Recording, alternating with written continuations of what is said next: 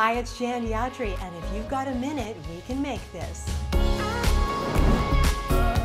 Light as a cloud, refreshing and fruity. These delicious treats are called Philly Fruit Clouds, made with only 4 ingredients and your favorite fruit.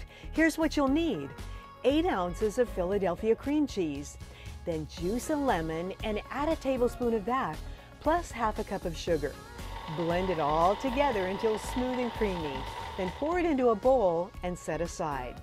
Now clean the mixing bowl, then add 1 cup of heavy cream and whip to soft peaks. Add the whipping cream to the cream cheese mixture and gently fold it all together until combined. Now lightly grease a baking sheet and line with parchment paper. Then dollop the mixture onto the sheet and with your spoon make a shell. It couldn't be any easier. Put them in the freezer and several hours later you have frosty, refreshing frozen shells that hold all of your favorite fruits. Philly Fruit Clouds are a little bit of heaven.